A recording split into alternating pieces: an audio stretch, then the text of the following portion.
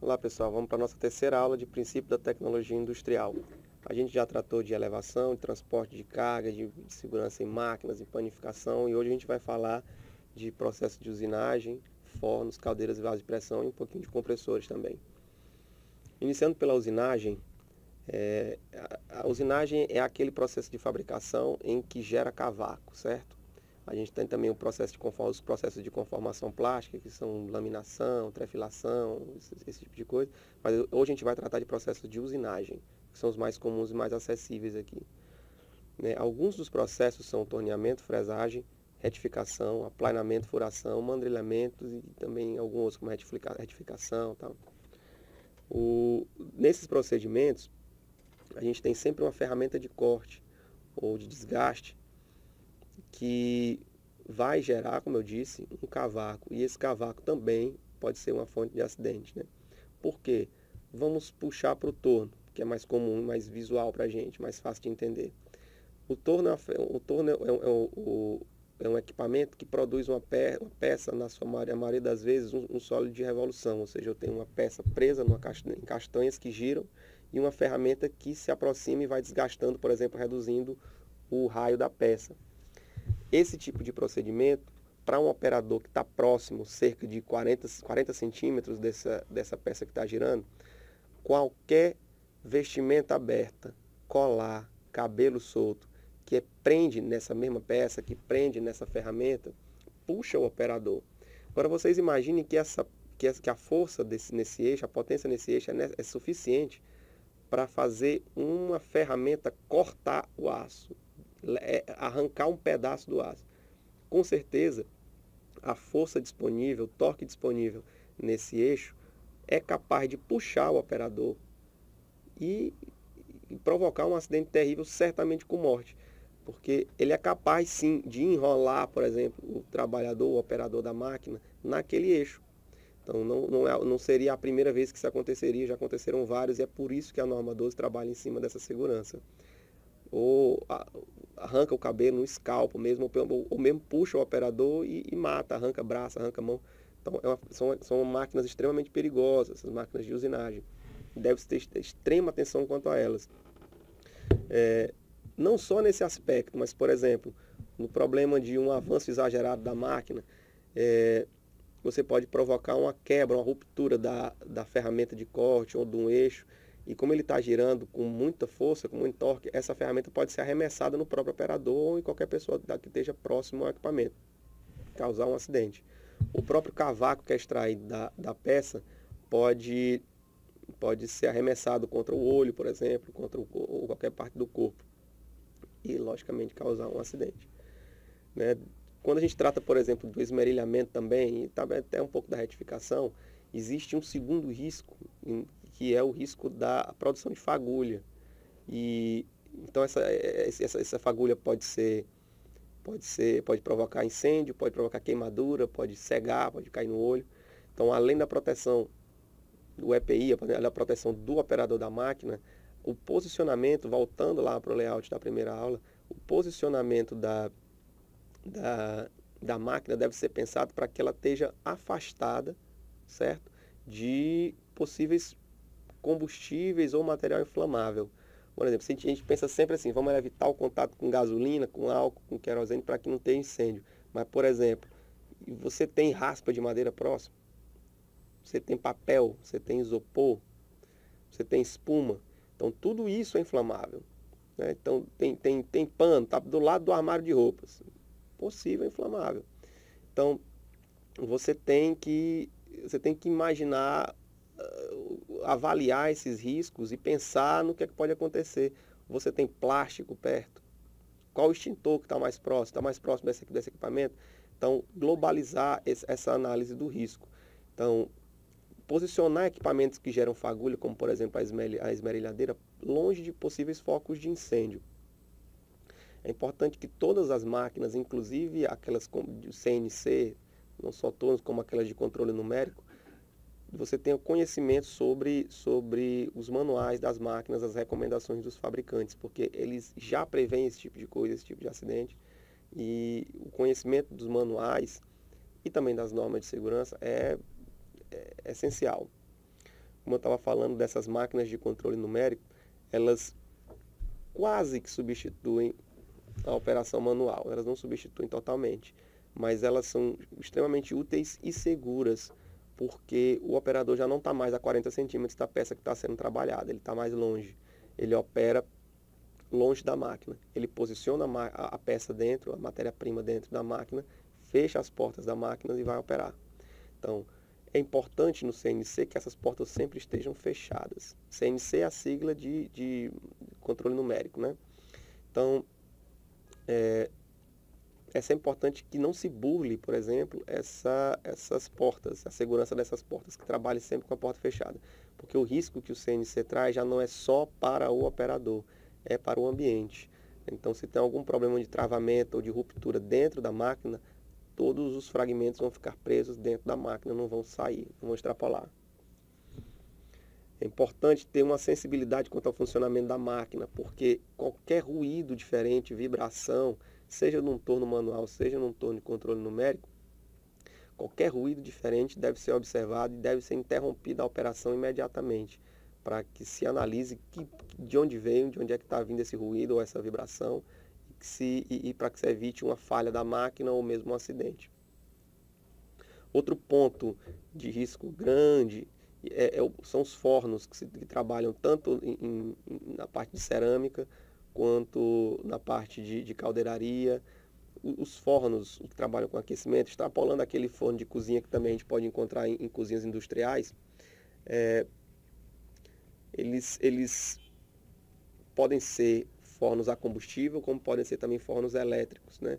E sendo um ou outro, novos riscos são gerados, né? Riscos diferentes são apreciados. Então, todo forno deve ser construído de forma sólida, sem fissura, certo?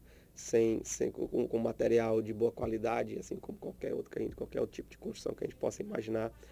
Deve ser revestido com material refratário, ou seja, um material que segura o calor, que a gente diz, né? Que retém o calor dentro da máquina, não deixa que se extravase, não deixa que extravase as paredes da máquina. Deve ser instalado em local adequado, oferecendo o máximo de segurança e conforto para os trabalhadores e de forma a evitar o acúmulo de gases nocivos e altas temperaturas em áreas vizinhas. Por exemplo, você instalaria um forno atrás da parede da sua sala? Você não instalaria. O calor seria conduzido para a sua parede, e a sua parede aqueceria e transmitiria o calor para dentro da sua sala, logicamente para você que vai estar lá dentro. Então, deve ser pensada na instalação de fornos e caldeiras também, que a gente vai falar mais para frente, instalado em locais que minimamente façam sentido, né? Então, ficam longe de inflamáveis, de novo, longe de pessoas, porque se você aumenta a temperatura do local, você também vai ter que diminuir a quantidade de horas de trabalho daquele operador lá pela NR15, quando a gente trata de insalubridade, riscos físicos, calor. Então, escadas e plataformas de fornos devem ser feitas de modo a garantir aos trabalhadores a execução segura das tarefas. A gente está falando de forno aqui, na cabeça imaginando um forno pequeno, mas, por exemplo, se isso for um forno de clinker, para fazer clinkerização, para a produção de cimento, por exemplo, a gente está falando de um forno que é do tamanho de um prédio quase. É uma torre, um forno enorme, que chega a altíssimas temperaturas. Então, o galpão deve ser previsto para que o trabalho nesse forno seja minimamente possível, não tenha uma temperatura absurda próximo desse forno. E se essa temperatura for, tem que se trabalhar na climatização desse ambiente, com ventilação, com roupas apropriadas. Tem que possibilitar o trabalho desse operador fisicamente falando e também normativamente falando do que prevê lá, como eu falei, por exemplo, na norma 15. Fornos que utilizem combustíveis gasosos ou líquidos devem ter sistema de proteção para não ocorrer explosão por falha de chama. Como assim? Eu tenho o combustível sendo posto dentro da câmara de combustão e eu tenho um maçarico que vai queimar esse combustível. Quando esse fogo apaga, o combustível não deixa de sair. E ali dentro eu crio uma atmosfera que a gente chama de atmosfera ativa. Eu fico com uma mistura de combustível e oxigênio. Ora, eu tenho combustor e comburente, eu tenho ali os dois. No triângulo do fogo, vocês devem lembrar que a gente tem calor, combustível e comburente. Eu já tenho os dois, combustível e comburente, em altíssima concentração, porque enfim o fogo apagou e foi se acumulando combustível lá dentro. Quando esse fogo volta, se essa atmosfera estiver muito ativa, eu posso provocar uma explosão lá dentro. Então, o que é que acontece? Existem sensores luminosos que quando a chama apaga, ele corta a injeção de combustível. Dessa forma eu garanto que quando o fogo voltar, quando a chama voltar a acender, não vou ter uma atmosfera ativa dentro da câmara, não vai ter uma explosão. Os fornos devem ser dotados de chaminé suficientemente dimensionada para livre saída dos gases queimados, para que não se acumule dentro. Pode ver, por exemplo, acontece muito em churrascarias em que o cara faz a churrasqueira e a fumaça insiste em voltar para dentro do ambiente. Então a chaminé não foi corretamente dimensionada, a fumaça não se eleva o suficiente para poder ir para a atmosfera.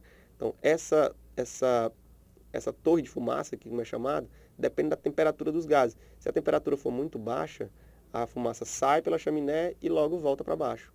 Se a temperatura for muito alta, ela vai fazer um pilar, uma torre, e lá em cima é que ela dispersa. Então essa chaminé deve ser dimensionada pensando nisso. Indo agora para ferramentas manuais, a gente sabe que são aquelas em que dependem da força do operador para poder executar a tarefa. Por exemplo, chaves de fenda, alicates, chave de grifo, né? E essas ferramentas devem ser utilizadas sempre para o fim que se destina. Ninguém vai usar, por exemplo, uma chave de grifo para martelar, né? Então deve-se ter cuidado nesse tipo de utilização. Nem fazer mão de força com chave combinada, como se vê muito. Porque essas chaves não têm, no cálculo dessas chaves, não tem a previsão de utilização para nesse fim, em fins diferentes daquilo que ele sabe que ela se aplica. Então, por mais que ela aguente o torque de uma mão de uma torção de parafuso, por exemplo, o torque de um parafuso, ele não vai aguentar um esforço de flexão devido à mão de força que você colocou nela. Então, ela vai quebrar, vai romper, dependendo do tipo de aplicação, pode ter um acidente muito sério, né? E dependendo também do local onde ela está sendo empregada. Imagine que você trabalhando na plataforma de petróleo, você quebra uma chave, como é que vai fazer? É complicado. Você não tem acesso rápido à reposição de peças ou de chaves, né? Então você tem que ter muito cuidado nesse tipo de aplicação. Você pode até não quebrar a chave, mas pode comprometer a resistência dela. E da próxima vez que você for usar, ela quebra. Então tome cuidado. Nunca usar prolongadores, como eu falei, sobre a ferramenta, pois suas condições de uso normal estarão alteradas. Observar a norma de segurança em sua totalidade, ou seja, além da escolha da ferramenta adequada, utilizar óculos de segurança, botas, capacetes e luvas, né? Todos os EPIs que previnem os acidentes ao qual se imagina que possa ocorrer. Nas ferramentas motorizadas são aquelas que dependem de uma fonte de energia para executar, né? Seja desde uma roçadeira até um torno, né? Todo tipo de equipamento dessa natureza deve ter, além das manuais também, mas principalmente as motorizadas que trazem o maior risco, deve acontecer um treinamento do operador, tal qual aquele que eu falei no início da primeira aula, sobre a capacitação para a operação da máquina. O equipamento específico, treinamento específico sobre aquele equipamento, sob responsabilidade da empresa, seja a empresa ou o fornecedor que promova, que faça, né, que ministre.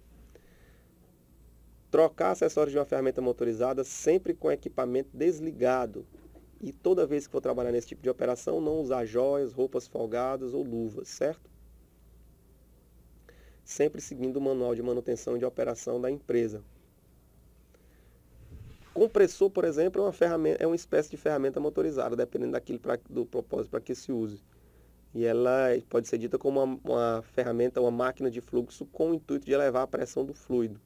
Esse fluido pode ser um fluido de refrigeração, esse fluido pode ser simplesmente o ar para poder encher um pneu, mas o compressor é um equipamento elétrico ou mecânico, né? Pode ser de fonte elétrica, pode ser de fonte combustível, e tem um risco de explosão muito grande, dependendo do tipo da aplicação desse compressor. O compressor, ele tem um vaso de pressão, assim como a caldeira também tem seus vasos de pressão, e todo vaso de pressão em caldeira deve ter um prontuário com teste hidrostático, que é, você enche d'água e vai botando mais água, vai aumentando a pressão para ver se rompe ou não naquilo que o fabricante está dizendo que ele aguenta. E se você notar qualquer alteração, esse teste hidrostático tem que alterar o nível de resistência do vaso de pressão para que seja previsto, né? Nesse prontuário deve conter também os laudos de espessura de chapa, deve ser elaborado por um profissional da área de mecânica e segurança, certo? Para que se tenha atribuições suficientes para fazer esse tipo de inspeção e os cálculos, no caso, né? Caldeiras se assemelham um pouco à função do compressor, porque ele também serve para gerar um fluido comprimido. A diferença é que a caldeira trabalha com vapor, né? Então, uma caldeira, se você imaginar uma panela de pressão no fogo, a caldeira seria a panela de pressão e o vapor gerado por ela seria aquele vapor que sai pela bailarina em cima da panela de pressão, pela válvula da panela de pressão. No caso de uma caldeira, esse vapor é acumulado num tubulão de vapor e vai para os vasos de pressão para a distribuição desse vapor. Toda a caldeira, tubulão e os vasos de pressão devem passar por inspeção e especificação para que se tenha os prontuários prontos, assim como a gente falou dos compressores, né? As caldeiras se dividem em aquatubulares e flamotubulares. As aquatubulares, imagine que a caldeira é um cilindro, um tonel, vamos chamar assim, cheio de tubos dentro. Na aquatubular, o fogo está por fora dos tubos e dentro dos tubos tem água. E na flamotubular, o fogo está por dentro dos tubos e a água está pelo casco. Então, se falta água em qualquer uma das duas caldeiras, o fogo consegue fundir o metal e aí, com certeza, novamente, risco. Então, numa caldeira nunca pode faltar água dentro dela, né, para que ela aqueça. E se faltar, se diminuir o nível da água, deve estar intertravada para desligar a caldeira, certo? O problema é que caldeira desligada significa que enquanto ela está ligando, ela está gastando muita energia, dilatando, se transformando, se ajustando, entrando em regime permanente. Então, a caldeira tem que ter um monitoramento contínuo para que haja segurança. A norma que rege caldeiras e vasos de pressão é a norma 13, a NR13. Então, deem uma lidinha na NR13 também.